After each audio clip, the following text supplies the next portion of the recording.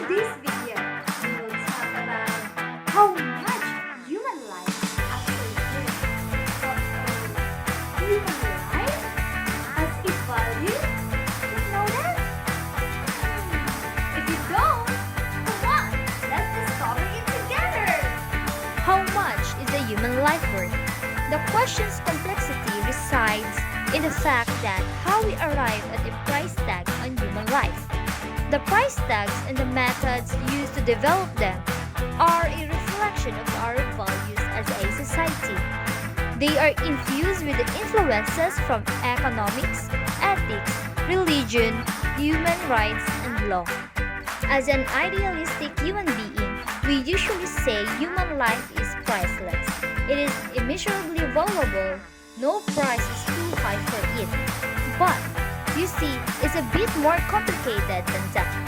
A lot of times, government and businesses have to put a monetary value on human life in order to make important decisions. It's pretty obvious why businesses like insurances would need to set a monetary value on life. But it's not that obvious why governments around the world would need to do that. Well, government agencies around the world use that carefully calculated values to make a lot of decisions. Like in 2007, the Department of Transportation was petitioned to consider a rule that would force automakers to install rear seatbelt reminder system in every car that beeps a sound that you hear when you don't put on your seatbelt. Agency estimates that the rule will save at least 44 lives each year, and the cost of auto industry is around $325 million annually. Considering Department of Transportation value of life of $6.4 million in 2008. The estimated cost of the regulation is high at the time of the petition, that exceeded the low-end benefits, so the petition didn't make it through. The agency is still considering that rule, but now its value of life has ballooned to $9.6 million. So, assuming similar estimates to lives that can be saved and the cost to automakers, the rule's benefits now far exceed their cost. So you might be hearing that beep sound in the backseat pretty often now. As you can see, when legislators and regulators enact new rules, they supposed to weigh benefits versus cost. They have to answer seemingly ordinary questions such as, should all lighters be child-proof? Should food labeling be more detailed? Should airlines carry survival equipment for emergency water landing?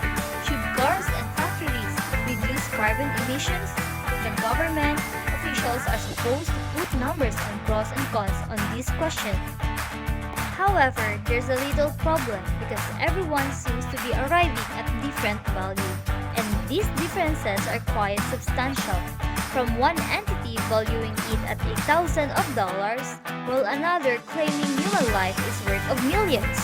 For example, a lot of private and government-run insurance companies value it at only $50,000, while some economists believe it to be at $129,000.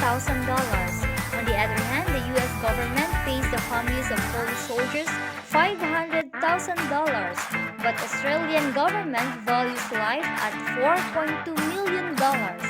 And Environmental Protection Agency, the EPA, puts the highest valuation on the human life at close to $10 million. It seems like the value of life is different depending on who you ask. But why is that? Well, one of the main reasons behind that is the way that numbers is calculated. Almost every agency uses a different study to calculate their values of life. Now, in our current situation, COVID-19 puts us in difficult challenges. We allowed our morals to be subjugated to a cost-benefit analysis. And what is essential and non-essential? The COVID-19 pandemic has raised fundamental questions about how to balance the protection of public health and the protection of the economy. How should authorities weigh the risk of the illness and deaths against the risk of economic damages? faster we reopen, the lower the economic cost, but the higher the human cost. because the more lives lost. That, my friends, is the decision we are really making. So, in conclusion, knowing the value of life is very helpful when making a cost and benefit analysis, especially with making